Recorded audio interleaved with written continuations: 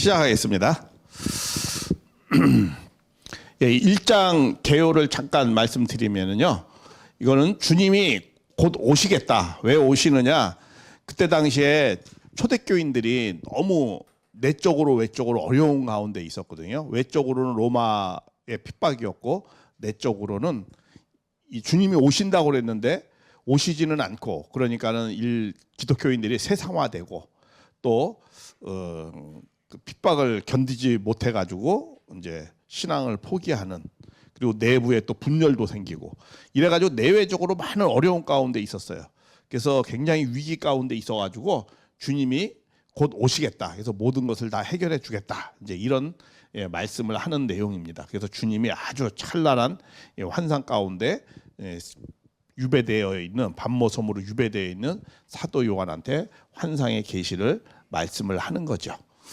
그리고 이 주님이 그래서 이제 이 주님이 반드시 오셔가지고 지금의 이 상황을, 모든 것을 다 해결해 주실 것이다. 뭐 이런 내용의 말씀입니다.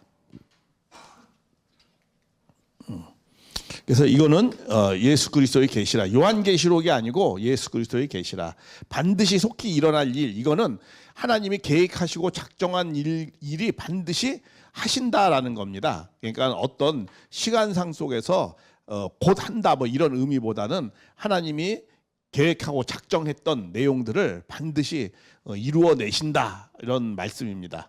그리고 그 종들에게 보이시려고 그의 천사를 통해서 이제 예수님이 요한한테 계시를 해 주는 거고, 그 요한은 그 종들에게, 초대교인들에게 반드시 그것을 알려야 될 그런 사명을 또 갖고 있는 내용입니다. 그리고 이 계시에 대해서 잠깐 말씀을 드리면, 계시는 이 하나님이 당신을 드러내는 거잖아요.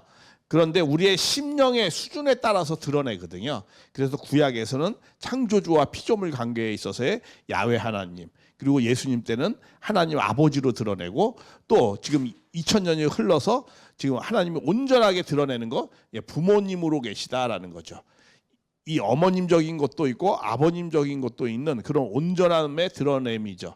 예를 들면 신약의 역사도 예수님 때는 예수님이 실체적으로 하나님의 아버지의 입장에서 나타났지만은, 그 신약의 예수님 사후 이후에는 성령의 역사인데, 그 성령의 역사는 다 모성적인 그 어머니의 역사로, 영적인 그 역사를 대부분 기독교가 2000년이 그렇게 역사가 흘러왔던 겁니다.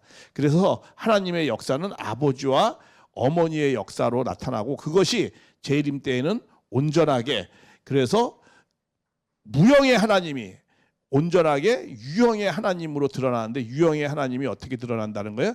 부모로서 드러난다라는 거예요. 그래서 우리는 참부모로서 드러난 그런 모습을, 그런 메시아를 우리는 믿고 있는 그런 상황입니다.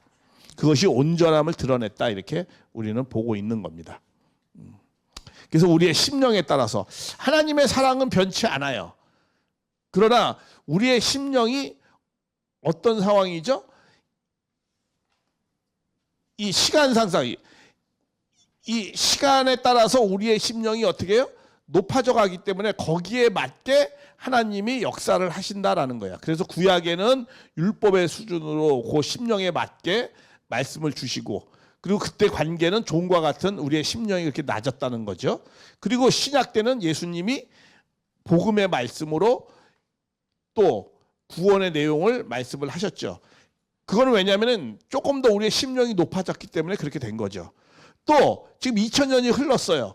그러니까 인간의 심령이 많이 2000년 전보다 많이 높아졌어요. 그러니까 거기에 합당하게 뭐예요? 원리의 말씀으로 온전하게 다 드러내는 말씀을 하시는 거죠. 그리고 지금의 이 시대가 또 과학의 시대잖아요.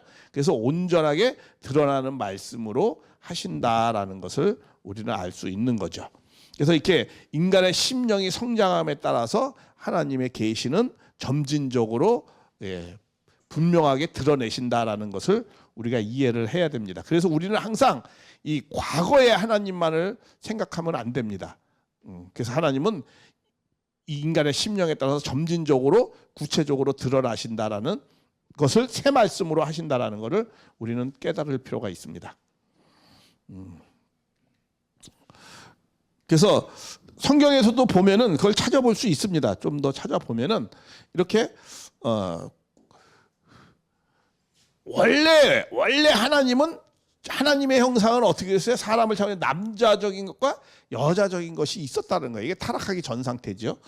예, 그래가지고 하나님 뭐 부모로서의 말씀도 하셔요. 그래서 남자와 아내가 따라서 부모 하나님과의 이런 독립처적인 존재였다라는 거예요. 그렇게 사는 존재였다라는 거죠. 그런데 인간이 타락하고 말미암아서 출애굽 4장 10절에는 뭐라고 그래요? 주의 종이라고 말씀을 합니다. 이 모세도 그렇고. 그리고 예수님 때는 어떻게 했어요? 예수님은 어떻게 말씀하셨어요? 하나님을 뭐 자기의 어떻게 친아버지다라고 말씀을 하셨어요. 그래서 하나님과 동등하다 뭐 이렇게 해가지고 그래가지고 예수님을 이단으로 죽이려고 했던 거거든요. 왜냐하면 종인데 자기를 아들이라고 하고 하나님과 동등함을 취했기 때문에 죽이려고 했던 거예요. 자, 그런데 이 정말 하나님이 그런 이렇게 신약에서는 아버지로만 이렇게 나타났지만은 사실은 신약의 중에서 갈라디아에서 보면 4장 26절에 오직 위에 있는 예루살렘에 있는 위에 있는 자유자니 그분은 뭐예요? 우리 어머니라고도 표현되어져 있어요. 하나님이 어머니라고도 아버지라고만 하지는 않았어요. 그렇기 때문에 이 계시록 7장 19장 7절부터 9절에 뭐라고 말씀하냐면은 어린 양이 혼인기약이 이르렀는데 그의 아내 이 성경의 요한계시록은 편지글이기도 해요. 편지글이기 때문에 모든 것이 비유와 상징으로 쓰여 있는 것은 아닙니다. 사실적인 내용도 있습니다. 그래서 이 어린 양이 혼인기약이 이른다 이 아내라는 건 이건 사실적인 겁니다. 기독교에서는 많이 이걸 갖다 교회라고 해석을 많이 하는데 이것은 그렇게 해석할 수 없는 겁니다. 왜냐하면 이걸 교회로 해석한다면 어떤 문제가 생기느냐면 세마포를 입은 쭉 하면서 뭐라고 말씀하면 어린 양이 혼인잔치에 청함을 받은 자가 또 있어요. 이 청함을 받은 자가 이게 교회 성도들을 말하는 거죠. 그러니까 이거는 뭐예요? 실체의 사람을 말씀을 하는 거예요. 그리고 이 청함을 받은 자들은 복이 있다 이렇게 말씀을 하는 겁니다. 그래서 이거는 어린 양이 실체로 온전하게 하나님을 부모로 나타내면서 아내와 하면서 무형의 하나님을 잘 모르잖아요. 인간은. 그러니까 어떻게 돼요? 유형의 하나님으로 나타나는 거예요. 그게 계시예요. 그러니까 아담의 해와의 원래 타락하기 전 상태의 모습으로 다시 나타나는 거예요. 그렇게 해서 거기에 혼인하고 그리고 또 많은 사람들 청함을 받은 그런 사람들이 복이 있다 이렇게 말씀을 하는 겁니다. 그래서 하나님은 이렇게 부모로 계시고 그리고 우리 인간도 하나님의 모습을 드러내기 위해서 뭘로 드러내야 된다는 거예요? 마지막에는 온전한 부모로 드러내야 된다라는 거예요. 그게 하나님의 온전한 계시다라는 거예요. 왜냐하면 계시의 실체가 누가 돼야 되는 거예요? 우리가 돼야 되는 거잖아요. 내가 하나님을 드러내야 되는 거죠. 다른 무엇이 하나님을 드러내는 게 중요한 게 아니잖아요. 내가 하나님의 모습을 드러내야 돼요. 그럼 내가 하나님의 모습을 어떻게 드러내느냐? 내가 참부모로 올바른 부모, 참부모로 드러내야 된다는 거예요. 지금 이 시대에는. 그게 온전하게 계시되어진다는 거야. 하나님이 나로 말미암아서 계시되어져야 되거든요. 그러니까 우리가 어떻게 돼요? 온전한 부모로서 하나님을 드러내야 된다라는 겁니다. 그래서 이 신관이 굉장히 중요해요. 신관이 하나님을 어떻게 생각하느냐에 따라서 내가 어떠한 모습으로 드러내느냐라는 인간관이 결정되는 거예요. 그러니까 기독교에서는 하나님을 아버지로만 하니까는 어떻게 돼요? 인간은 아들로, 남자로서 뭐 이런 쪽으로 중심을 많이 생각하잖아요. 그러나 하나님이 온전한 것은 부모로서 드러나는 거기 때문에 인간이 뭘로 나타나야 돼요? 온전한 부모가 돼야 되는 거예요. 그래서 인간은 그러니까 우리 가정연합의 인간은 남자가 혼자서도 여자 혼자서도 인간이라고 하지 않아요. 부부가 하나 되어져서 부모가 될 때 온전한 인간이다 이렇게 말씀을 하는 겁니다. 그래서 신관에 의해서 인간관이 결정되는 겁니다. 그래서 그런 걸 참고로 말씀드렸습니다. 천사에 대해서는 저번에 말씀을 했고, 그래서 이 자기가 본 것을 다 증언하니라 그러면서 이건 읽는 자도 복이 있고 듣는 자도 복이 있다. 그러면서 기록한 것을 지키라는 거예요. 여기에 많은 포인트가 있습니다. 이게 왜냐하면은 사도 요한은 목회자로서의 관점에서 이 요한계시록을 많이 쓴 겁니다. 목회한다는 입장에서. 그러니까 목회자는 어떤 거예요? 성도들에게 이것을 지키라는 거죠. 이런 말씀을 들었으면 너희들이 그걸 지켜라. 그래야 복이 있다. 이렇게 말씀합니다. 그리고 이 요한계시록은 굉장히 이 복의 말씀입니다. 요한계시록을 볼 때 많은 부분들이 이 재앙의 내용이 너무 많다 보니까 요한계시록이 무슨 공포의 책, 굉장히 좀 아주 무서운 책 이렇게 생각하는데 사실 요한계시록은 복의 말씀입니다. 왜냐? 끝날에는 하나님의 나라와 백성을 찾아준다고 하는 거니까 굉장히 인간의 입장에서 뭐의 말씀이에요? 복의 말씀이잖아요. 하나님 나라를 이루어 준다는 거니까. 근데 그 하나님 나라가 이루어지려면 읽는 자, 듣는 자 이걸 지켜야 된다. 이렇게 말씀을 하고 있는 겁니다.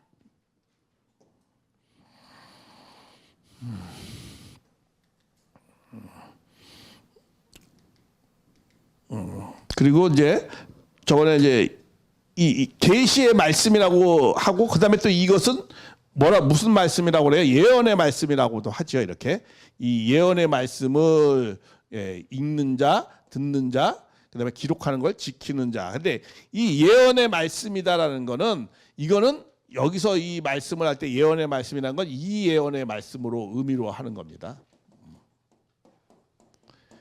하나님의 말씀을 맡은 자가 전하는 거예요. 전하면 그것을 갖다 어떻게 하라는 거예요? 지키라는 거예요. 그러니까 이건 초대교회에 있는 그 현재 초대교회에 있는 그 사람들에게 말씀을 하는 거잖아요. 대상이. 그러니까 이거는 뭐예요? 이런 미리의 자, 이런 예언이 아니라는 거예요. 이런 예언이 아니죠. 이거는 어떤 예언이에요? 이런 예언이죠. 이걸 지키라는 거잖아요. 그러니까 미래의 먼 훗날의 내용도 있지만은 그러나 이 예언은 이 말씀의 예언이다라는 것을 이걸 구분을 잘 하셔야 돼요. 그래서 성경을 볼 땐 이 예언의 의미인지 이 예언의 의미인지를 좀 잘 보면서 말씀을 해야 됩니다. 그래서 여기에서 그 정도만 하고요. 그래서 이 예언의 말씀을 하는 거는 뭐 예언이 어떻게 해서 꼭 성취돼서 반드시 이루어진다 그런 초점이 아니고 이 예언의 말씀을 하는 것은 어떠한 내용이냐면 이 악한 길을 돌이켜서 사는 것을 원하시기 때문에 그러니까 선한 길을 가게 하기 위해서 예언의 말씀을 하는 거예요. 그 예언은 어떤 말씀이에요? 권면의 말씀이고 신앙을 잘 하라는 그런 말씀이에요. 먼 미래의 말씀이 아니고 그래서 예언의 말씀을 하는 거는 이런 올바른 길, 선한 길을 가라는 목적 때문에 하신다라는 걸 우리가 이해를 해야 됩니다. 그리고 요한은 아시아에 있는 7교회에 편지하는 이제도 계시고 전에도 계시고 장차 오실이다. 왜 여기서 이렇게 이제도 계시고 지금 그렇죠? 이제도 계시고 전에도 계시고 장차 오신다. 이거는 뭐예요? 과거. 이거 현재 이제도 계시고 전에도 계시고 과거잖아요. 이거는 뭐예요? 미래예요. 근데 우리가 보통 쓸 때는 뭐예요? 과거, 현재, 미래 이렇게 써야 되잖아요. 근데 왜 현재를 먼저 썼을까? 이거는 하나님이 뭐야? 강력하게 말씀하는 거야. 내가 너희들과 지금 함께하고 있다라는 것을 강력하게 강조하시려고 말씀하는 거예요. 너희의 고난에 나도 동참하고 있다라는 거예요. 내가 멀리 떨어서 너를 관망하고 있다는 게 아니에요. 너희들과 함께 동참하고 있다. 이런 말씀을 강력하게 하시는 겁니다. 그리고 5절에서 그건 이제 여기서부터 이제 예수님에 대한 말씀이죠. 죽은 자들로 가운데 먼저 나시고 이제 부활하신 예수님. 그다음에 땅의 머리가 되신 예수님. 이거 뭐지? 이 왕 중의 왕이신 예수님. 그다음에 은혜와 평강이 있기를 원하노라. 이렇게 말씀합니다. 그래서 또 그의 아버지 하나님을 왜 우리를 어떻게 해요? 제사장으로 삼았다. 그러니까 왕 중에 왕이요, 제사장 중에 제사장이요, 또 우리를 피로 말미암아서 우리를 해방시켰다. 그러니까 구세주이시고 왕 중에 왕이고 이제 이런 표현을 하시는 겁니다. 예수님한테. 그 충성된 증인이라는 건 뭐예요? 하나님의 말씀을 전하다가 순교한 사람을 충성된 증인이라고 하는 겁니다. 그래서 하나님의 말씀을 전하다가 순교하신 그분은 죽었지만 살아나셔서 왕 중에 왕이 되시고 우리가 우리의 구세주가 되시고 우리가 제사장 중에 제사장이 되셨다. 이제 이런 말씀을 예수님에 대해서 하시는 겁니다. 그래서 이제 제사장이라는 거는 어떠한 의미가 있느냐? 우리가 잘못하면 제사장을 오해하면은 우리가 선민우월주의에 빠질 수가 있어요. 제사장은 어떠한 의미냐면은 이 모든 것을 왜 화목하게 하는 직분을 갖고 있어요. 사람과 사람, 하나님과 사람과의 화목하게 하고 사람과 사람에게 뭐야? 화목해 하고 화평케 하는 것이 제사장입니다. 누구보다 특별하게 우월되고 우위에 있다 이런 의미가 아니다라는 거예요. 그래서 그런 내용들을 우리가 좀 제사장의 직분을 좀 생각을 해야 되겠습니다. 오늘은 이 시간에는 잠깐 좀 뭘 말씀을 좀 드리려고 하냐면 여기에 이런 말씀이 있습니다.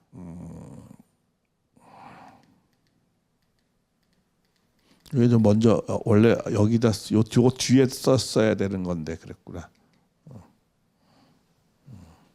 이게 제가 성령에 잘못했는데 그래요.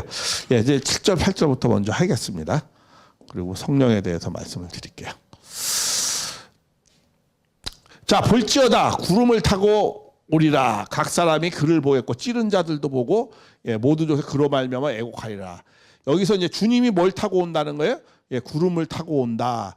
그러니까 주님은 어떻게 오시는가? 어떻게 오시는가? 이제 1장 7절에 구름 타고 오신다 이렇게 말씀하고 있습니다. 그러니까 언제 오시는가? 이거는 나중에 이제 말씀드리겠습니다. 3장 10절에 나옵니다. 언제 오시는가? 그 다음에 이제 어디로 오시는가? 이건 이제 계시록 7장 2절에 나와 있어요. 그리고 오셔서 무슨 일을 하시는가? 무슨 일을 하시는가? 이건 계시록 17장 14절에 있고 또 계시록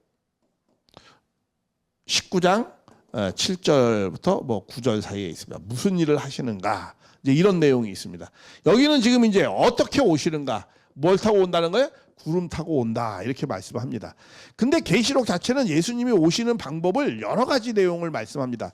구름 타고 오신다라는 내용도 있고 여자가 남자아이를 낳는다는 말씀도 있고 또 뭐 백마를 타고 오신다라는 말씀도 있습니다. 이제 여러 가지 내용이 있는데 여기서 이게 구름 타고 온다라는 거 말씀하는 건 두 가지 내용이 좀 강하게 있습니다. 뭐냐면 첫째는 적그리스도를 방지하기 위해서 이렇게 말씀을 하는 내용도 있죠. 왜냐하면 구름 타고 온다 그러면은 감히 함부로 자기가 메시아다라는 말 못 하잖아요. 구름 타고 안 왔으니까. 그리고 또 두 번째는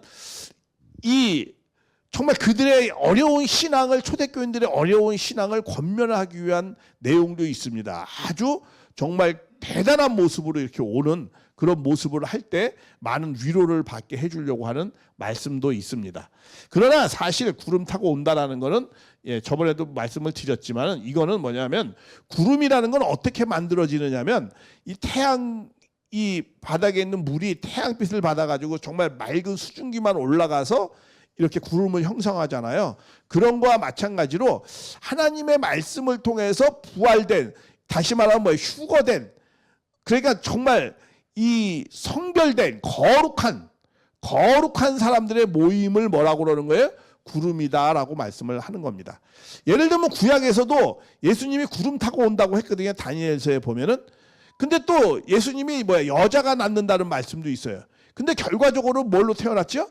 여자가 낳아서 태어났죠. 그러면 그 구름이라는 말은 틀린 말이냐? 그게 아니고 그 구름이 어떤 거예요?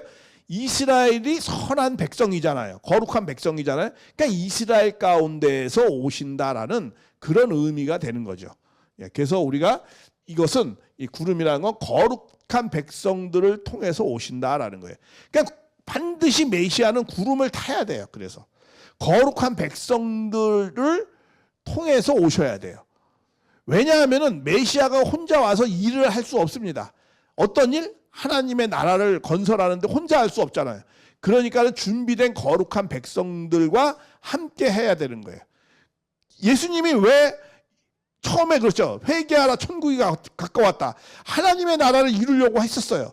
근데 왜 힘들어졌죠? 이스라엘 거룩한 백성들이 불신하니까 예수님이 이스라엘 백성들을 탔어요? 못 탔어요? 못 탔어요. 구름을 못 탔어요. 그러니까 어떻게 돼요? 예수님이 예루살렘의 성전으로 가서 거기서 말씀을 하셔야 되는데 어떻게 결국은 십자가로 골고다로 가셨어요. 그러니까 구름을 못 탔기 때문에 그런 거죠. 그래서 반드시 오시는 메시아는 구름을 타야지만이 그 일을 하나님의 나라를 이룰 수 있는 겁니다. 우리 문 선생님도 마찬가지죠. 처음에 왔지만 거룩한 백성이 어디예요? 한민족이에요. 한국 백성이 거룩한 민족이지만 한국이 어떻게 했어요? 문 선생님을 거절했어요. 특히 한국의 기독교가 거절을 했어요. 그러니까 구름을 못 타는 거예요. 그러니까 어떻게 해야 돼요? 구름을 만들어야 되는 거예요. 그래서 통일교라는 걸 만든 거예요. 원래 문 선생님은 통일교를 만들 계획이 없어요. 전혀. 그런데 불신하니까 그 구름을 만들어야 되니까, 구름을 타야 되니까, 구름을 만들어야 되니까 기독교 통일신령협회라는 걸 54년도에 만들어가지고 그 구름을 만들어서 하나님의 나라의 일을 이 땅 가운데 하시려고 하셨던 거예요. 그래서 그런 내용이 있고, 그래서 이제 찌른 자도 본다라는 거예요. 왜? 근데 구름이 이게 진짜 구름이 아니잖아요. 많은 백성들을 타고 오는 건데 진짜 구름이 아니니까 똑같이 생겼고 똑같은 사람이니까 어떻게 하겠어요? 찌르겠죠. 그렇죠? 불신하고 욕하고 하겠죠. 그러나 그들이 뭐 나중에는 뭐야? 그로 말미암아, 그 찌른 것으로 말미암아, 불신하고 찌른 것으로 말미암아, 뭐 핍박한 것으로 말미암아 어떻게 한다는 거예요? 애곡할 것이다라는 거예요. 왜냐면 진짜 구름을 타고 오면은 찌르지도 못하고 애곡도 안 하죠. 진짜 구름이 아니기 때문에 불신할 수 있고 그렇게 되어지는 겁니다. 그래서 8절에는 주 하나님이 이르시되 나는 알파 오메가, 이제도 계시고 지금도 이제도 계시고 전에도 계시고 장차 오실 것이다. 그러니까 지금 너희와 함께 한다. 이렇게 말씀을 하는 겁니다. 그래서 알파 오메가, 시작과 끝이다. 그런 내용을 말씀을 하시는 겁니다. 그래서 그리고 여기서 전능한 자라는 거는 저번에도 말씀드렸죠. 어떤 일을 잘한다, 일을 많이 한다라는 그런 의미가 아니고, 전능하다라는 건 뭐예요? 절망 가운데에서 소망으로 바꿔주시는 분, 죽음 가운데에서 생명으로 바꿔주시는 분, 어둠 가운데에서 빛 가운데로 인도하시는 분. 이게 전능하다라는 원래의 의미가 그런 의미입니다. 뭐 일을 뭐 대단하게 뭐 모든 일을 기적적인 일을 많이 한다, 그런 의미가 아니에요. 그래서 그 하나님은 우리에게, 소망이 없는 우리에게 소망을 주시고, 우리에게 죽음 가운데 있는 우리에게 생명을 주시고, 어둠 가운데 있는 우리에게 빛 가운데로 인도하신다라는 그런 의미로서 전능하다라는 의미가 있는 겁니다.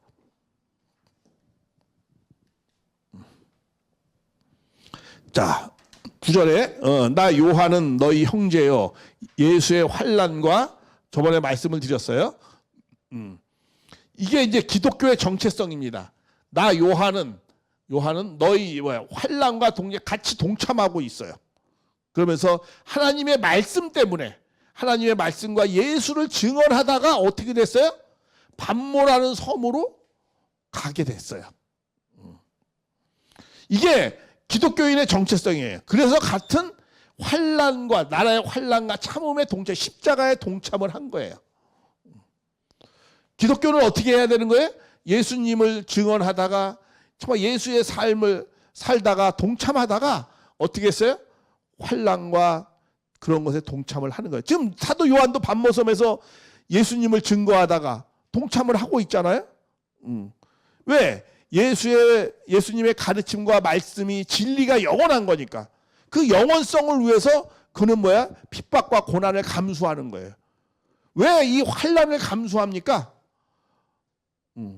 왜 이것에 고난에 동참을 하죠? 왜? 사람의 생명보다, 육신의 생명보다 뭐가 더 중요하다는 거예요? 진리의 말씀을 살아가는 삶이 더 중요하다는 거예요. 진리의 말씀을 살기 위해서 내가 고난을 받고 동참을 하고 욕을 먹고, 그래도 나는 뭐야? 그 길을 간다는 거예요. 그게 기성교의 사실은 그게 정체성이죠. 어떻게 보면 저도 그렇죠. 저 개인을 놓고 봐도 기성교회 다니면은 편해요. 그리고 기성교회 목회를 하면은 욕을 먹어요, 안 먹어요? 안 먹죠. 이상한 사람이라고 소리도 않고 손가락질도 안 받죠. 친척이 뭐라 그러지도 않고 친구들이 뭐 이상한 사람이라고 그러지도 않아요. 그런데 왜 그럼에도 불구하고 통일교 가정연합에서 신앙을 하고 목회를 하죠? 가정연합에서 통일교에서 가르치는 말씀이 내 생명보다도 더 귀하다고 생각한 거예요. 실제로 저 그렇게 했어요. 30살에 뜻을 세워가지고 입지한다고 그러잖아요. 공자님 말씀에 30이면 뭐예요? 뜻을 세운다고 그래요. 뜻이 흔들리지 않아요. 저도 정말 30살쯤에서 뜻이 세워져가지고 흔들리지 않았어요. 그러니까 어떻게 해요? 그 말씀이 살아가는 그 말씀을 전하고 그 말씀이 내 생명보다도 어떻게 되는 거야? 귀하다고 생각한 거예요. 정말로. 그러니까 어떻게 돼요? 공산국가로 가서 선교하는 거는 어떻게 되는 거예요? 90년도에 가는 거는? 그건 잘못하면 죽는 거예요. 그런데도 가요. 왜? 그게 더 귀하니까. 우리 문 선생님도 마찬가지였어요. 다 남하를 했어요. 45년도부터 시작해서 47년도 공산정권이 들었으니까 북한에 있는 기독교인이라든가 많은 사람이 다 남하를 했어요. 그렇죠. 그런데 이 문 선생님은 어떻게 했어요? 남한에 있었는데 도리어 북한으로 들어갔어요. 왜? 이 생명의 말씀을 반드시 북한 사람한테 다 전해줘야 된다는 거야. 혈혈단식 거꾸로, 다른 사람은 다 남하하는데 그분은 거꾸로 올라갔어요. 그거 왜 그렇게 했어요? 그 말씀의 진리의 말씀이 목숨보다 더 중요하기 때문에 그렇게 한 거예요. 초대교인들이 왜 다 순교를 당합니까? 그게 영원한 것이기 때문에. 진리의 말씀이 영원한 것이고 그렇게 사는 것이 진정한 삶이라고 옳은 삶이라고 생각하기 때문에 그렇게 하는 거예요. 그게 기독교인의 정체성이에요. 뭐 예수 믿어서 복 받겠다고요? 뭐 예수 믿어서 집안 어떻게 좀 잘 풀리고, 아 예수 믿으면 뭐 돈이 좀 잘 많이 벌리고, 예수 믿으면 건강해지고, 예수 믿으면 뭐 참 직장 생활이 편해지고, 그런 것은 없어요. 성경에 사실은. 다 진리의 길을 가는 사람은 다 고난과 환난에 어떻게 했어요? 동참을 하는 사람이에요. 왜? 하나님의 나라는 뭐예요? 진리의 사랑으로 이루기 때문에. 그러니까 자기가 희생해서 위하여 사랑을 통해서 이루기 때문에 그것이 아무리 고난이 있다 하더라도 거기에 예수를 증언을 하면서 동참을 하는 거예요. 그래서 사도 요한도 반모섬에 있는 겁니다. 이게 이제 기독교의 정체성이에요. 근데 우리의 정체성은 뭐냐? 이러한 시대도 이제는 다 지나갔어요. 사실은. 이제는 어떠한 시대로, 우리는 어떠한 시대냐면 우리는 십자가의 길을 넘어서서 이제는, 우리 십자가의 길을 안 간 거죠. 십자가의 길을 넘어서서 이제는 이 땅 가운데 하나님의 나라를 건설해야 돼요. 그럼 하나님의 나라를 어떻게 이루어요? 이거는 참가정을 통해서 이루는 거예요. 참가정을 통해서 이루는 거죠. 그래서 참가정을 통해서 이루어서 어떻게 돼요? 정말 진정한 행복의 삶을, 이 축복받은 가정들이 행복의 삶을 살아야 돼요.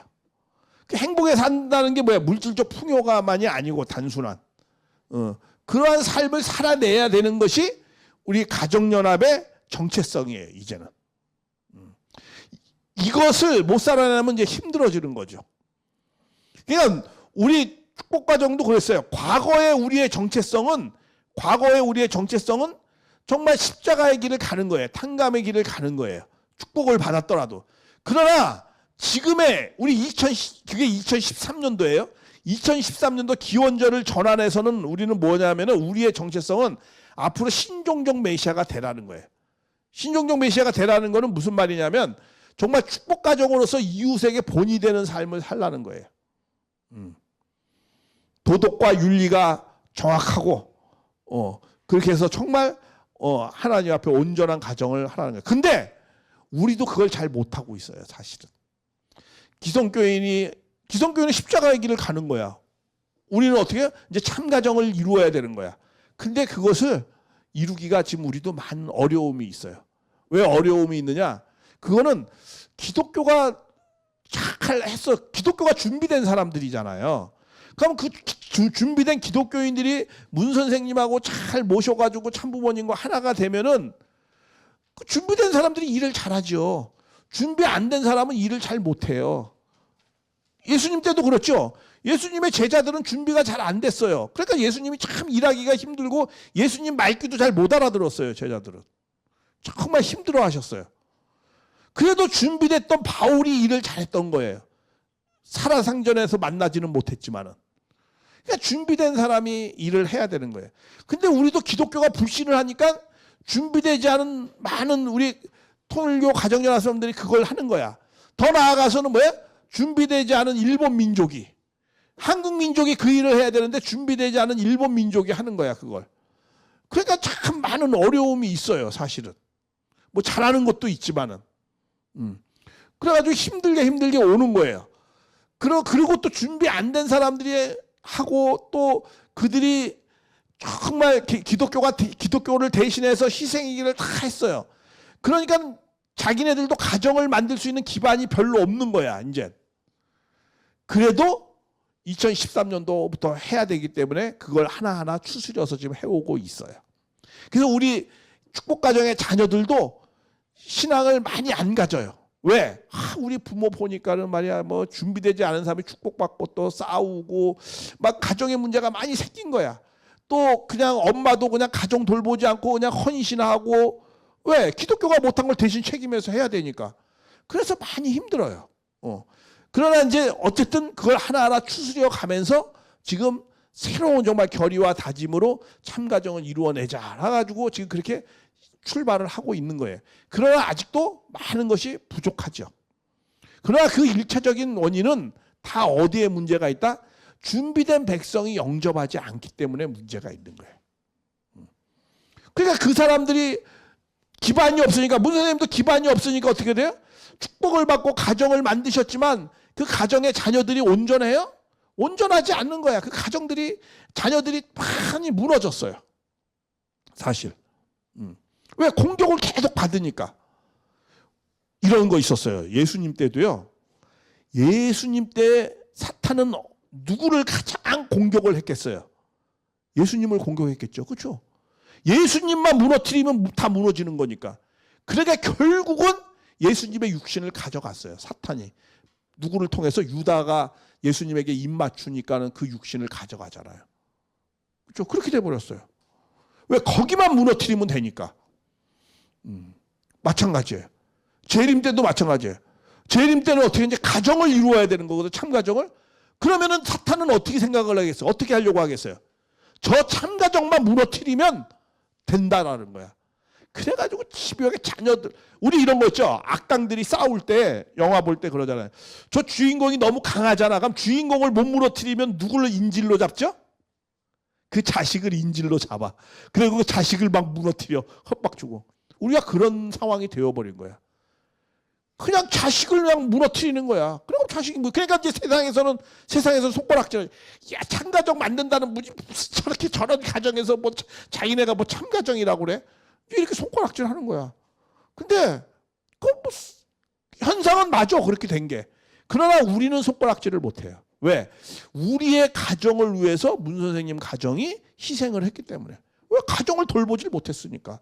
참가정을 만들어야 되는데 정작 불신 때문에 가정 생활을 할 수가 없었어요.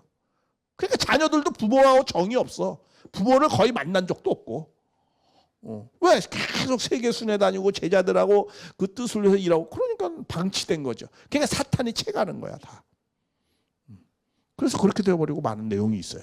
그래도 어떻게든 추스리려고 지금 손자들도 이렇게 추스리고 지금 그렇게 하면서 가고 있는 거예요. 그리고 우리 축복 가정들도 이제 우리 가정들을 추스리고 그러고 있는 거예요. 왜? 앞으로는 어떤 것이 나타나야 돼요? 정말 참부모를 중심한 참가정이 나타나야 돼요. 그래야 인류에게 희망이 있으니까. 인류의 희망이 뭐 어떤 종교가 희망이 있습니까? 지금 어떤 기존의 종교가 희망이 있는 종교가 있습니까? 없어요. 아주 객관적으로 놓고 볼 때 희망이 있는 종교가 없어요. 최첨단의 종교가 나름대로 기독교잖아. 기독교가 다 무너졌는데 뭐 도리어 교회를 걱정해 지금은. 옛날에는 교회가 세상을 걱정했잖아요. 근데 지금은 뭐야? 세상이 교회를 걱정해. 아이고 저 교회들 왜 어떻게 되려나. 저 목사님들 왜 저래. 아이고 믿는 사람들이 왜 더해. 이렇게 돼버리고 말았어요. 그러니까 하나님은 어떻게 하겠어요? 섭리를. 그러니까 우리는 뭐예요? 정말 가정연합밖에 저는 객관적으로 놓고 볼 때 소수의 아직은 무리지만 비주류지만은 가정연합밖에 희망이 없는 거야. 그래서 이렇게 해 나가고. 그래서 지금의 우리의 정체성이라는 거는 과거에 의해서도 결정이 되죠. 내가 기독교를 뭐 십자가를 믿는다. 그게 나의 정체성이죠. 통일교 정체성은 뭔 줄 아세요? 참부모님으로부터 축복받은 사람들이 정체성이에요. 그건 과거의 정체성이야. 이제 벌써. 이제 미래의 정체성은 미래가 정체성을 결정하기도 하죠. 어떻게 사는가가 그 사람의 결정을 하잖아요. 정체성을 드러내잖아요. 우리는 이제 앞으로의 정체성은 뭐예요? 어떻게든 참가정을 만들어 나가는 거야. 이것이 우리의 정체성이에요. 앞으로는. 그래서 뭐 이기적인 가정을 만들자 이런 것이 아니고 그런 내용들이 있습니다. 자, 그리고 이제 이 반모라는 섬에서 주의 날에 이게 이제 예배 때 주의 날에 성령에 감동되어져서 내 뒤에는 나팔소리. 이 나팔소리라는 건 뭐냐? 뭔가 큰 전환을 할 때 나타나는 표현입니다. 뭔가 큰 전환을 하는데 자기가 주의 날에 성령에 감동돼서 예배를 드리는데 감동된 거야. 반모섬에 유배는 됐지만은 그래도 예배를 드리고 있는 거야. 그럴 때 예수님이 나타나서 성령에 감동되어져서 큰 음성으로 이르되 네가 보는 것을 두루마리에 서서 에베소에서 쭉 해서 7교회에 보내라. 이제 내가 너에게 모든 것을 보여준다는 거야. 앞으로 되어질 모든 걸 보여줄 테니까 그걸 두루마리에 써서 그 7교회에게 보내라라는 거야. 그러니까 사도 요한은 자기가 보는 환상을 7교회에 이걸 잘 예언의 말씀을 잘 써가지고 보내야 될 사명도 있는 거죠. 그렇죠? 종들에게 알려라라고 했잖아요. 사도 요한의 사명은 그런 거예요. 그 종들에게, 그 교회에게 다 알려야 되는 거야. 근데 이 환난과 고난을 지금 어떻게 견뎌내고 있어요? 사도 요한은 주의 날에 뭐야? 예배를 드리면서 성령의 감동 감화로 지금 자기의 그 환난과 고난을 지금 극복해 나가고 있어요. 그러니까 우리도 많은 고난이 삶을 살 때 고난이 있고 힘든 것이 있어요. 그렇잖아요. 그럴 때 어떻게 하라는 거예요? 예배에 동참해서 성령의 감동으로 그 하루하루를 견뎌서 이겨 나가야 된다라는 거예요. 그래서 예배에 잘 동참해서 그래서 그때를 이겨 나가야 되는 거죠. 그래서 뭐야? 성령의 감동으로 이겨 나갔다라는 거예요. 신앙하는 사람들은 이게 굉장히 중요한 겁니다. 많은 힘듦과 어려움이 있다 할지라도 힘든 게 있으면 그 사주팔자 보러 가서 올해는 내년에는 어떻게 되겠습니까? 이렇게 보는 것이 아니고, 그렇죠? 예배를 드리면서 그 어려움의 그런 내용들을 성령의 감동 감화로 그 환난과 고난을 이겨 나가야 된다라는 거예요. 그러면 이번 시간에 이 성령에 대해서 잠깐 좀 말씀을 드리려고 해요. 성령이 뭔가? 이 성령은 거룩한 영이에요. 한마디로 거룩한 영이죠. 뭐 말 그대로 그냥 직역하면 거룩한 영이야. 성령도 어떤 의미냐면 거룩한 영이라는 게 뭐예요? 그건 하나님이에요. 하나님의 표현을 뭐야? 거룩한 영이다라고 말씀을 하는 거예요. 하나님을 어떻게 해요? 거룩한 영이다라고 말씀을 하는 겁니다. 근데 이 하나님은 뭐라고 표현을 하기도 했어요? 푸뉴마, 바람, 생기, 이런 식으로 표현을 한 게 많이 있습니다.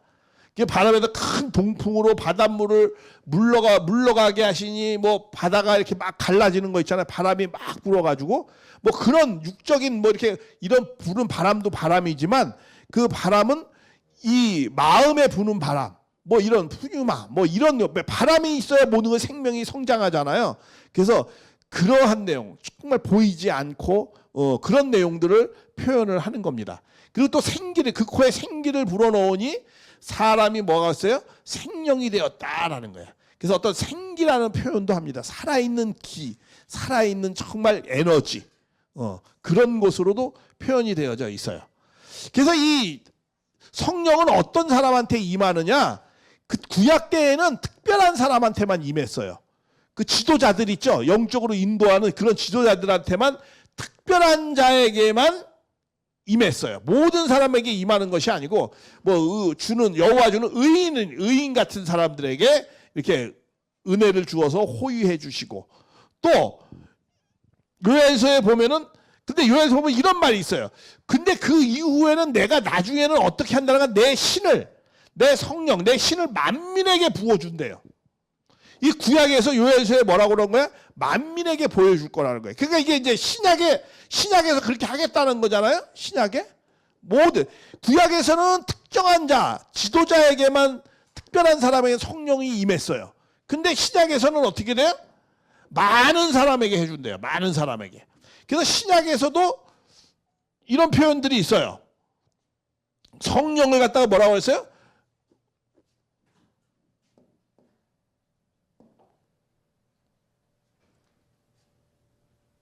뭐 강한 바람 같고 또 그 마가의 나라에 뭐 그 불의 혀라고 그러잖아요. 그 불의 혀로서 막 마가의 나라 역사를 일으키는 거예요. 그러니까 불이 내린다고 그러잖아요. 막 뜨거움, 막 훈훈함, 뭐 이런 거 따뜻함 이런 거예요. 뭔가 보이지 않지만 그 따뜻한 훈훈함이 마음 가운데 느껴지는 거.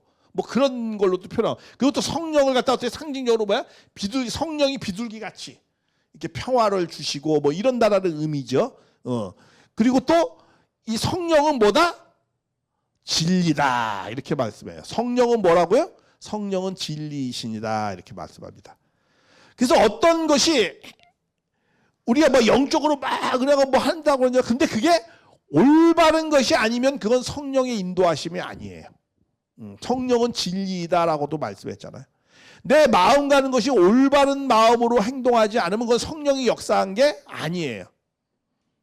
다른 영일 수 있어요. 뭐 귀신의 영일 수도 있고 뭐 여러 가지 영일 수도 있어요. 성령은 진리이시기 때문에 항상 어떻게 한다는 거예요? 올바른 길로 인도한다는 거예요. 그래서 진리의 성령이 오시면 너희를 모두 뭐야? 진리 가운데 이렇게 자유로운 오직 듣는 것을 말한다. 진리의 성령이 오시면은 이렇게 말씀합니다. 근데 이 진리의 성령이 자 성령이 어떻게 왔느냐? 자 히브리서에 보면은 아버지로서의 내용도 표현되어 있어요. 우리가 아버지 육체의 아버지가 우리를 지기와 공격 하물며 모든 영의 아버지 이게 성령을 갖다 뭐 성령을 아버지같이 표현합니다. 아버지로 인격적으로 할 때. 그런데 성령은 또 어머니로도 표현되는 게 있어요. 자, 오직 위에 있는 예루살렘, 위에 있는 게 뭐 영적인 위에 있는 거룩한 그런 곳에 예루살렘은 자유자니 곧 뭐야? 우리 어머니라가 위에 있는 분은 우리 어머니라는 거야. 여기는 아버지라고도 표현했죠. 영의 아버지. 또 영의 어머니. 그러니까 성령은 뭐가 있어요? 성령은 우리에게 따뜻함을 주고 바람을 주고 성령은 진리이시고 성령은 또 사랑이시고 그래요. 그런데 성령은 아버지이기도 하고 또 뭐라고 했어요? 어머니라고도 표현되어 있어요. 어머니라고도. 이렇게 표현되어 있어요. 다시 말하면 뭐냐면 이 부성적 사랑, 모성적 사랑을 다 갖고 있는 분이다라는 거야. 그러니까 이 성령은 하나님이라고 하는 거야. 하나님. 그러니까 이 하나님은 어떤 분이야? 이게 부모의 사랑을 갖고 계시는 분이다 이거예요. 하나님은. 그런 내용을 우리가 알 수 있습니다. 그래서 하나님이 이런 거 있어요. 창세기 1장 27절에 하나님이 자기 형상과 하나님의 형상대로 아까 말했어요. 사람을 창조해 남자와 여자를 창조했어요. 하나님 이거 성령입니다. 성령 거룩한 영. 하나님이 자기의 형상대로 뭐야? 남자와 여자를 창조했다는 건 하나님의 형상이 뭐가 있다는 거예요? 남자적인 것과 여자적인 것이 있다라는 것을 말씀하는 거예요. 성령이. 그러니까 남자와 여자를 창조했다라고 말씀하는 거예요. 그래서 또 뭐라고 했어요? 아까도 말씀드렸죠. 타락하기 전에 하나님은 부모라고 표현도 했어요. 그리고 남자적이니까 여자적인 형상을 갖고 있다고 하셨어요. 그러니까 하나님의 원래의 모습은 부모 되신 하나님이에요. 부모 되신 하나님. 이 성령이 어떤 거예요? 성령이 모성적인 것, 부성적인 걸 다 갖고 있다라는 겁니다. 그런데 그 성령이 나타난 것이 신약에서는 근데 그 실체적으로 나타난 것이 누구로 나타난 거예요? 신약에서 나타난 하늘부모님의 성령의 역사 한번 볼게요. 그건 어떻게 나타났느냐? 예수님이 하신 말씀이에요. 이거 잘 이제부터 잘 들어야 돼요. 내가 아버지께 구하겠느니, 내가 아버지께 구한다. 그가 하나님이 또 다른 보혜사를 너희에게 주사 영원토록 너희와 함께 있겠다. 봐, 여기서 중요한 내용이 있어요. 그가 또 다른 보혜사야. 그럼 보혜사가 뭐예요? 보혜사가 또 다른 보혜사가 미래에 올 보혜사를 얘기합니다. 그런데 현재에도 뭐가 있다는 거야? 보혜사가 있어요. 보혜사가 있는 겁니다. 보혜사가 있는 상태에서 또 다른 보혜사를 보내주는 거 아니야. 그렇죠? 여기에는 또 다른 보혜사라는 것은 전제가 깔려 있어요. 어떻게 깔려 있어요? 지금 현재 보혜사가 있다는 것을 깔려 넣는 거예요. 보혜사가 둘이에요. 그러니까 그럼 이 보혜사는 뭐예요? 이거는 신약에 나타난 영적인 보혜사고, 지금 이 또 다른 보혜사에 이 지금 현재 있는 보혜사는 누굴 말하는 거예요? 이거는 예수님을 말하는 거예요. 예수님. 그러니까 보혜사라는 말이 어떤 의미냐? 이런 말이에요. 파라클레토스라고 그래요. 헬라어로. 파라라는 건 옆에서 부리는 거예요. 옆에서 도와주는 존재다 이거예요. 보혜사라는 게 뭐예요? 옆에서 도와주고 위로해주고 변호해주고 대언해주는 이러한 내용들을 보혜사라고 그러는 거예요. 그러니까 우리 옆에서 도와주는 거. 예수님이 우리 옆에서 도와줬잖아요. 그리고 또 신약에서는 또 뭐야? 예수님이 안 계시니까 또 다른 보혜사, 영적으로 또 도와주셨다라는 거야. 그래가지고 원래 이 하와는 뭐가 돼야 되는 거예요? 하와는 실체적 성령이 돼야 되는 거죠. 예를 들면 이런 거죠. 그러니까 쉽게 얘기하면 아담과 하와는 뭐예요? 보혜사 실체가 돼야 되는 거예요. 보혜사 실체. 여기도 뭐예요? 보혜사 실체가 돼야 되는 거예요. 보혜사 실체라는 게 뭐예요? 이건 어머니로서의 성령의 실체가 돼야 되는 거고, 이 아담은 뭐예요? 아버지로서의 성령의 실체가 돼야 되는 거죠. 드러나는 것이죠. 자, 그래서 원래 하와는 여호와 하나님이 그랬잖아요. 사람이 독초하는 것이 좋지 않았어요. 그러니까 내가 그를 어떻게 해요? 여기도 말하죠. 돕는 배필, 도와주는 배필이 누구였어요? 하와잖아요. 그렇죠? 그러니까 하와가 뭐예요? 하와가 실체적 성령이라는 거예요. 원래는 타락하지 않았다면은. 옆에서 도와줘야 되잖아. 누굴 도와주죠? 아담을 도와주는 거예요. 완성된 생명을 불어, 생기를 코에 불어 생명이 되었다고 그러잖아요. 그 생명이 잘 성장해가지고 소생장성 완전 잘 성장해서 뭐가 돼야 되는 거야? 성령이 되어, 성령의 열매가 돼야 되는 거예요. 여성적 성령의 열매가 되어지는 것이 해와가 돼야 되는 거예요. 그리고 해와가 그래가지고 누굴 보필해주고 누굴 도와줘야 되는 거예요? 옆에서 교력자 아담을 도와줘야 되는 거예요. 아담은 또 뭐가 돼야 되는 거예요? 아담도 보혜사예요. 그렇죠? 보혜사 누구를 도와줘야 되는 거예요? 하와를 도와줘야 되는 거죠. 여기 나오잖아요. 예수님이 예수님도 보혜사라고 그랬어요. 그래서 보혜사라고. 진짜 그런가? 이런 내용이 있습니다. 예수님을 메시아로 영접해서 모성적 보혜사 돕는다. 그러면서 뭐야? 여기서 이제 예수님이 결혼을 못했잖아요. 실체적 보혜사가 없단 말이에요. 그래가지고 어떻게 했어요? 그러므로 내가 너에게 이르노니 하나님의 영으로 말하는 자는 누구느냐? 그러면서 예수를 저주할 자가 오직 성령으로 말. 이 성령은 뭐야? 이거는 여성적, 모성적 보혜사를 얘기하는 거죠. 보혜사. 왜? 그래가지고 어떻게 하냐면 누구든지 예수를 주라고 믿게 해주는 거야. 이 모성적 보혜사가 예수님을 뭐라고? 예수님을 주님이라고 믿게 해준다는 거야. 우리 이런 거 있죠. 제가 저번에도 말씀드렸죠. 가끔 기독교인한테 이런 말을 해요. 물어보는 게 있어요. 기독교인이 어떤 사람한테 기독교인이 저 사람이 신앙을 예수를 믿는 사람인가 안 믿는 사람인가 확인하기 위해서 뭐라고 그러냐면 이런 말이에요. 당신 성령 받으셨어요? 이렇게 물어봐요. 성령 받았어요? 가끔 그런 거 신앙하다고 물어봐요. 성령 받으셨어요?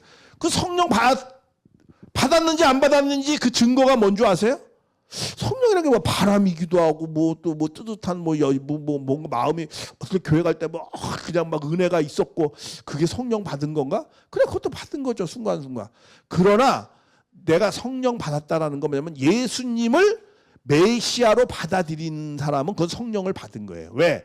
인간적으로는 예수님을 메시아로 믿을 수가 없는 상황이거든요.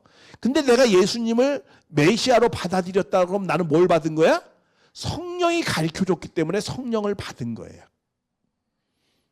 무슨 말인지 알죠? 여기서 그런 말씀을 하는 거예요. 자, 내가 아는 하나님의 영으로 말하는 자가 누구냐? 예수를 저주할 자로 하자. 예수는요 다 이단이라서 저주받았다고 죽었다라고 다 믿는다는 거야. 그런데 성령으로 받으면 어떻게 되냐? 예수님을 주님이라고 아니할 수가 없다라는 거야. 그때 당시에도 예수님은 다 뭐예요? 이단이고 반역자고 그렇게 했던 거예요. 그런데 예수님의 제자들도 예수님이 메시아가 아닌다라고 생각하면서 불신하고 도망갔잖아요. 근데 마가의 다락방에 모였을 때 성령이 함께함으로 말미암아서 예수님은 메시아다라고 고백을 하게 된 거예요. 회개하면서. 그러니까 그건 누가 해준 거야? 성령이 가르쳐 준 거야. 그러니까 성령의 가장 중요한 일은 뭐예요? 예수님이 메시아로 믿게 해주는 역할을 하는 거예요. 그게 돕는 거예요. 그걸 우리를 돕는, 그걸 해주는 거예요. 그걸 영적으로 해준 거예요. 그 보혜사가. 근데 예수님이 결혼을 했다고 그러면 누가 했겠어요? 그거를 하와가 했겠죠. 예수님 부인이 했겠죠. 당연히 그 일을. 그런데 결혼을 하지 못하고 가셨기 때문에 영적으로 역사를 그렇게 한 거예요. 그래서 이 보혜사라는 거는, 이게 보혜사면 뭐야? 성령의 기능적인 것을 얘기하는, 성령의 기능적인 것. 성령의 모성적 기능으로도 나타나는 것이 실체로 나타나는 것이 하와고, 성령의 기능적인데 남자적으로 실체로 나타나는 게 누구예요? 그게 예수님이에요. 그러니까 우리도 뭐가 돼야 되는 거예요? 우리도 보혜사의 실체가 돼야 되는 거예요. 우리 다 보혜사의 실체가 돼야 되는 거예요. 그래서 서로가 서로를 도와줘야 되는 거예요. 교력자, 하나님을 대신해서 그렇게 돼야 되는 거죠. 자, 그래서 예수님을 뭐라고 했느냐면, 예수님도 보혜사라고 성경에 나와져 있습니다. 자, 여기에 요한일서 2장 1절에 보면 이런 말씀이 있습니다. 자녀들아, 내가 너희에게 죄를 범치 않게 하려 함이라. 만일 누가 죄를 범하면 아버지 앞에 죄를 아버지 앞에서 우리에게 뭐가 있다가 대언자가 있으니, 곧 뭐야? 대언자는 누구다? 의로우신 예수 그리스도다. 이렇게 말씀하죠. 대언자는 예수 그리스도. 그러면 이 대언자라는 게 무슨 뜻이냐? 대언자도 원어로는 뭐야? 파라클레토스라고 그래요. 파라클레토스라고 그래가지고 뭐야? 보혜사라는 단어와 같아요. 이거 잘 이해해야 돼요. 예수님을 대언자라고 그랬어요. 근데 대언자는 무슨 뜻이에요? 파라클레토스라고 그래요. 파라클레토스는 뭐라고 그래요? 보혜사라고 하거든요. 근데 보혜사와 대언자는 어떻게 했다는 거야? 같은 의미다 이거예요. 왜? 다 헬라어로는 파라클레토스라고 그랬으니까. 그러니까 예수님도 보혜사. 아까 그랬죠. 또 다른 보혜사를 보내준다. 그러니까 예수님이 보혜사라는 걸 전제한 거야. 그리고 또 다른 보혜사 성령이 모성이 실체가 없어서 영적으로 도와준다. 이런 말씀을 하는 거예요. 그래서 우리가 아래 내용으로 영적으로 여성격 보혜사의 성령이 오신다는 의미다. 아까 또 다른 보혜사가 온다는 거. 그리고 현재 있는 보혜사는 예수님이 실체의 모습을 띤 보혜사예요. 그래서 여기 요한복음 14장 3절 보혜사 곧 아버지께 내 이름으로 보내실 성령으로 그가 너희에게 모든 것을 가르치고 너희에게 생각나게 한다. 나를 생각나게 한다는 거야. 보혜사가 와가지고. 그 성령이죠. 여성적 보혜사죠. 실체는 없어요. 왜? 예수님이 결혼을 안 했기 때문에. 예, 그리고 또 그러나 내가 너에게 실상을 말 내가 떠나가는 것이 좋다. 떠나가면은 또 뭐야? 보혜사가 떠나가야 보혜사가 온다. 그러니까 안 떠나면 안 오니까 난 떠나간다. 그러면서 그가 너를 보혜사로 보내줄 것이다. 그리고 또 20장 22절 이 말씀은 너에게 보혜사 숨을 거두시면 성령을 받아라. 예수님이 영적으로 가시면 성령을 받으라고. 그 성령이 누가 왔어요? 보혜사가 왔어요. 그래서 하나님 오셔서 그의 약속하신 성령을 아버지께 너에게 보고 드리라. 그래서 이에 베드로가 성령이 충만됐어요. 이게 이 성령은 무슨 성령이에요? 여성적 보혜사 성령을 베드로가 충만하게 받은 거예요. 왜? 보내준다고 했으니까. 그리고 예수님이 올라가신 다음에 마가의 다락방에서 성령을 물 붓듯이 부어줬잖아요. 그런 내용입니다. 제가 이 내용을 왜 그러느냐 하면은 그리고 우리는 이제 다 보혜사가 돼야 되는 거예요. 보혜사의 실체가 돼야 되는 겁니다. 제가 이 말씀을 왜 그러느냐면, 내가 신천지 때문에 이 내용을 얘기하는 거예요. 왜냐하면 신천지는 이만희 총회장이 보혜사라고 얘기하거든요. 굳이 틀렸다는 건 아니야. 그러나 보혜사가 그럼 그 전에 보혜사는 뭐냐? 그런 것은 인정하지 않아요. 신천지는. 그냥 이만 보혜사래. 또 다른 이름으로서의 보혜사라는 거야. 그러나 기독교의 2000년 역사가 다 무슨 역사였어요? 모성적 영적인 보혜사 역사였어요. 그렇죠. 기독교 2000년사가 보혜사 역사예요. 예수님 때는 남성격 실체를 쓴 보혜사였고 또 다른 보혜사는 물 붓듯이 보내준 여성적 보혜사가 예수님을 메시아로 믿게 해주는 보혜사가 2000년 동안 역사해 온 거예요. 근데 뭐 갑자기 지금 뚱딴지 같이 뭐 자기가 보혜사가 특별히 나왔다고 얘기하는 건 그건 틀린 말이다라는 거예요. 그래서 우리가 보혜사라는 거는 그런 개념을 우리가 잘 이해하기 위해서 성령이라는 개념을 이해하면서 그러니까 성령은 넓은 의미에서 하나님의 영입니다. 근데 하나님의 영이 남성적인 기능적으로 남성적 영도 있고 기능적으로 여성적 사랑을 나타나는 영도 있다라는 거예요. 그래서 예수님은 보혜사로서 남성적 성령의 역사를 실체적으로 나타난 것이고 그리고 신약은 그것이 채를 쓴 여자가 없었기 때문에 영적으로 역사를 했다라는 거야. 그럼 내가 이걸 왜 말씀해? 그럼 재림 때는 어떻게 하나요? 재림 때는 다 성령이 재림 때는 어떻게 돼요? 자,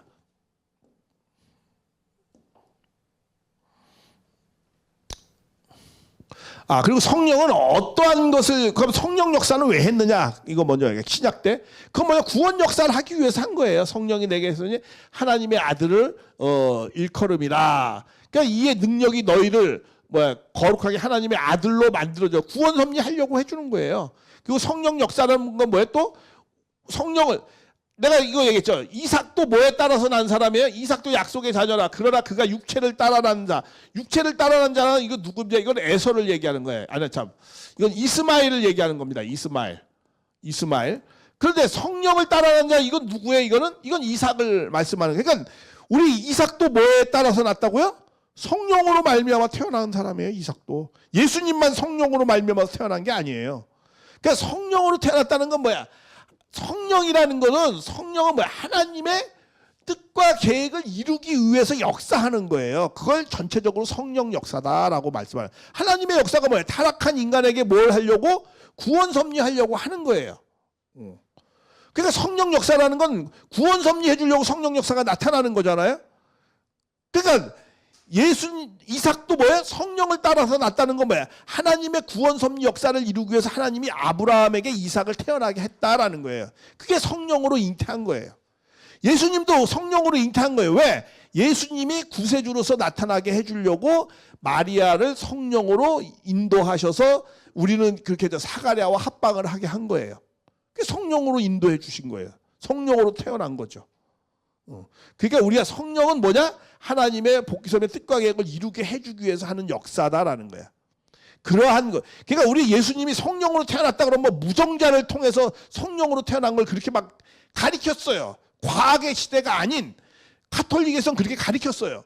그렇게 해야 신비성도 있고 뭐 과학적으로 증명되는 것도 아니고 그러니까 그렇게 했어요. 그러나 지금에 와서도 예수님은 성령의 역사 무정자로 태어났어. 이렇게 얘기하는 것보다는 하나님의 구원 섭리 가운데서 그 뜻과 계획에 따라서 하나님의 인도하심으로 하나님이 사가랴와 마리아가 합방을 시켜서 그렇게 태어났다. 이렇게 얘기하는 것이 지금은 더 우리에게 합리하다라는 거죠. 왜? 이삭도 성령에 따라서 났으니까. 그래서 성령에 따라 났다라는 그 의미를 이제는 무정자로 태어났다 이렇게 해석을 하지 말고 하나님의 그런 구원 섭리 가운데 인도하심으로 그렇게 하셨다라는 거예요. 그렇게 우리가 성령을 따라 인도했다 이렇게 말씀을 해야 된다라는 거죠. 그래서 우리가 이제 좀 더 그런 것을 이렇게 정확하게 좀 성령의 그런 내용을 좀 올바로 이해해가지고 아까도 좀 말씀드렸지만은 우리가 올바른 좀 더 분명한 신관을 우리가 새롭게 정립을 해야 된다라는 거예요. 그래서 성령의 역사다라고 하는 것은 이렇게 교력자 도와주는 거예요. 그러니까 뭐예요? 구원 섭리의 뜻과 계획을 이루어주고 도와주는 건데 그것이 실체로 나타난 것이 처음에는 아담과 헤아였어요. 근데 아담과 해가 성령의 열매를 맺지 못했어요. 그래서 다시 성령의 열매로 맺어진 예수님이 첫 열매가 되셨고, 우리가 되면 우리도 또 두 번째, 세 번째 열매가 되는 거야.